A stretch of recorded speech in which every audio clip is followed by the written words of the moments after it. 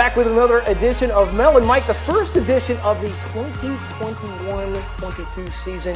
Coach, welcome back. Great to see you. Great to have this set. Look at this. This is nice. Nice to see you too, Mike. I missed you. When we go international, this is going to look really nice. Yes, it is. On the internet. So talk about a little bit about just coming off of last year and 7 newcomers for this team. How did you put this team together? How did it come together to get to this point? Yeah, it's a group that believes in our vision, and we talk about all the time, first about empowering them all as women, and second about hanging banners. And this group of 7 and the 6 returners all are buying into the vision of this program and where we want to take it. Had an interesting opportunity. Did you try to blend the talents of this new group in with the 6 existing and sort of have it complement off each other? Definitely, and I think to their credit, we have great kids in our program, starting with Nia Clark and Yanni Townsend, who have been very welcoming and kind of leading the returners to kind of buy in and mesh well with the newcomers, and all of them have been awesome, and it's been really neat to see where the chemistry's been. Following you on social media, you started out this year with the hashtag confidence. What is going into that little campaign there? Yeah, that was something we put on the players, kind of come up with a phrase or a word that you want this season to be about, and credit to them, they came up with confidence. So we talk about it a lot, and you can use that in a lot of aspects of your life. So it's not even just on the court, it's in the classroom, it's in the community, it's every day when they wake up, they got to be confident in who they are. What do you like about this team's personality or effort so far this season, getting into the preseason? They are hard workers, and they come with a lot of passion, a lot of energy. One of our first practices, what got me so hyped is we had 5 chargers in one practice. And it had been a while since I've been here where we maybe had 5 in a week. So to get 5 in one practice, we were all like, yes! But this group, they work so hard, and they compete at a high level. So I just love every day waking up and coming into work.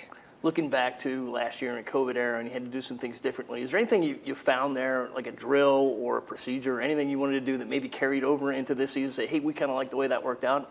Did you bring it in? Yeah, definitely. I think just the unity, right? COVID taught us that we couldn't always be together, and we had to do a lot of things through Zoom meetings and text messages and all of that. So I think you learn a lot just about what you want it to look like now that we can be back together. And so we've had a lot of just little speakers come in, or just little things that we could do together. They were at my house a lot this summer, which we missed that last season. So we're trying to get as much team bonding as we can off the court. And the team has done an excellent job of kind of doing their own bonding, where on Thursday nights they all get together themselves, and that was led by them. So that excites me as a head coach, just to see that they're working on the chemistry off the court. COVID's still with us, not as prominent maybe as it was last year, and hopefully we don't hear any more about it, but you've got a schedule now, a non-conference schedule, and we're very confident we can get into these games and actually play them this year. So talk a little bit about how you put the non-conference together.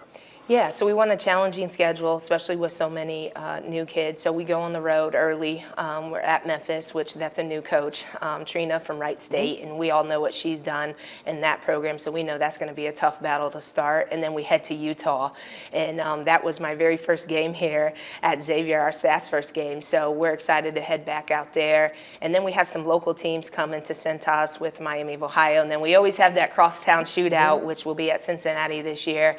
So our non-conference is slated to get us ready for a tough Big East conference. And I know we open up on the road with 2 powerhouses in Marquette and DePaul, but this team's ready, you know, and the resilience of all of them. And like I talked about, the team chemistry, the positive energy, and the competitive greatness that they bring every day. We're excited, and we're going to take one day at a time, one game at a time. Your staff's a little bit bigger this year. Let's talk about some new faces and some new roles within your operation. Yeah, so Molly Bateman came as our operations last year, and so with Mary, congratulations to her, who got a head job at Lemoyne. When that process came about, I bumped up Molly to our assistant coach, and she's done a phenomenal job at just getting our guards ready and getting in the gym with them. And then we have a new director of operations, and Becca Bornhurst. She's from Ohio native, played at Butler, so familiar a little bit with the teams in our league.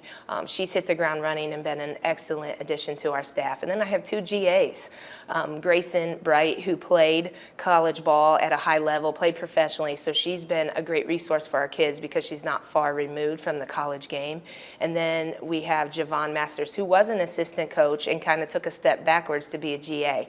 And he's kind of handled all of our film, our practice players, and all of that, and he's been a great addition as well. So I'm really excited. This staff is awesome. They come in with energy every day, ready to work and move this program forward. Does that open up some new avenues for you to explore some different things in terms of being a head coach? Definitely. Yeah. Like I feel like they're all helping, and I feel like we can stretch ourselves out a little bit, and then I can really focus on the team and recruiting. All right, we talked a little bit about the schedule. We talked about how hard we're working getting into the season. You know, this is the name, image, and likeness era here in collegiate athletics. So I want to send a little bit of message, you know, just for, you know, some potential sponsors for us. You can have the blue, purple one, and I'll take this, but M&M's, Mel and Mike, see what we're doing there? Give us a call here at Xavier. M&M's, we're waiting on you. All right, big finish. Let's go X. Go X.